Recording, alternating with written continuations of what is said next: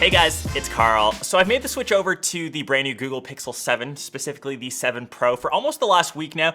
These are my thoughts. There's a couple differences that I think are worth the upgrade from the 6, and if you're eyeing this new device from Pixel, definitely tune in. There's a lot of new improvements coming to the camera. But first off, if you're deciding between which device to get, whether that's the 7 Pro and the standard 7, couple small differences. The first, of course, being the overall size, obviously the 7 Pro being larger. It's actually very similar to the differences between the iPhone 13 and 13 Pro Max. So 6.7 inches, it's got that larger display, higher resolution, higher refresh rate, 120 Hertz LTPO display compared to 6.3 inches, 90 Hertz over on the standard Pixel 7. It's got more RAM, but they both share the new G2 Tensor chip, and in honesty, performance across both devices is pretty identical. It also has a new portrait camera and this little cutout, the visor, which the Pixel is known for. It has a glossy finish over on the Pros and a matte finish over on the standard 7s, and other than that, the build quality seems the same. They both have glass backs, which collect a ton of fingerprints, to be honest, and I think maybe this lighter lemongrass color maybe hides them a bit, but Dbrand has their new digital camo skins and their new grip cases for the Pixel 7 line if you want to protect your phone, so I will leave a link down below. But other than that, of course, the pricing is the biggest difference, so $599 for the standard Pixel 7 and $899 for the Pixel 7 Pro.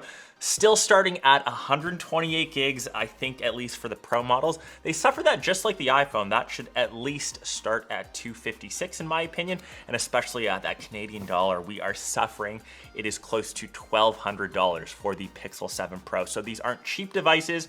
I will put the Pixel 7 off to the side.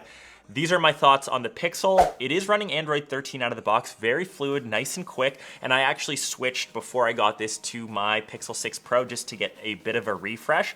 This is noticeably less buggy, less hiccupy. I'm not getting any of those weird crashes. It still has all of the great things that stock Android has to offer, like theme widgets or the theme wallpaper, which is still in beta, even though it's been out for over a year now. Customizing icons has never been easier, but still a year later, for example, Instagram, the most used app in my arsenal other than YouTube, is still stuck on its stock icon. I think that's a pretty easy change to make. The rest of the phone feels nice and premium in the hand. I know that most people will rock protection like I mentioned. You won't get to notice the nice stainless steel or the metal banding on the outsides. It feels like Google has tightened up the build quality slightly, but RIP to the colored on and off / volume rocker buttons. That's something that I thought was always a little bit playful from Google, but this kind of feels more in line with the Pro models. Maybe on the standard Pixel 7, they still could have kept that lying around. It's just one of those nice little Easter eggs that no longer exist, sadly. Switching on over to the back, which is a main reason why people go towards Google phones, is for its computational photography and for how well Pixel devices truly perform. So we have a 50 megapixel main, 12 megapixel ultra wide, and a 10 megapixel telephoto. I will leave some sample shots here. I won't speak my mind just yet, so I'll let you scroll through these and see some of my favorite shots that I've taken over the past week. We've had some really nice colors up here.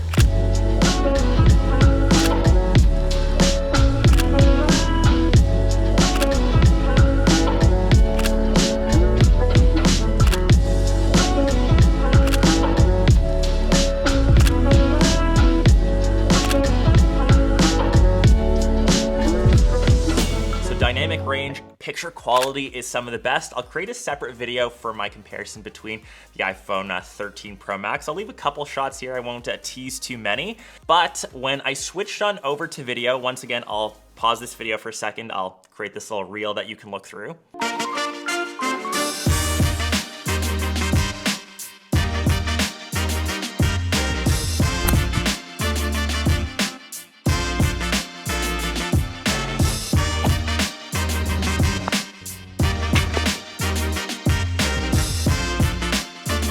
Once again, video quality, some of the best on a smartphone. I had a ton of fun editing that sequence, but for some of the shots, especially on the 2x lens, which is technically the bin down version of the 50 megapixel main, I found it to be a tad bit on the soft side. I know that can be tweaked in software, and I just got this phone, but even for the 12 megapixel ultra wide, it has a new autofocus feature. it was hunting for focus, especially on some of the landscape shots, which shouldn't be the case since it should just kind of set that to a far distance. I've never had that issue on another device. Once again, something that can be tweaked, but yeah, it happened more often than I would have liked on this. But I guess for the photos and the videos, the ones that I got right, which were 95% of them, like I said, probably one of the best smartphone cameras. I'd take this over the S22, S22 Ultra as an example. I think Google's computational photography is on point. And with that new G2, that new Tensor chip, we actually have this new feature called Unblur, which actually applies to any photos in your Google photo library. It doesn't have to be taken with the new Pixel 7. It uses, once again, computational photography, a lot of AI, for any photos that are slightly blurry, slightly out of focus, and to sharpen them or post-process them after the fact. So I know a lot of creators had hands-on time at the event in New York, which those stock photos look good, but there's this one photo, as an example, I took of Link when he was a puppy. It was slightly out of focus. It's one of my biggest regrets taking photos.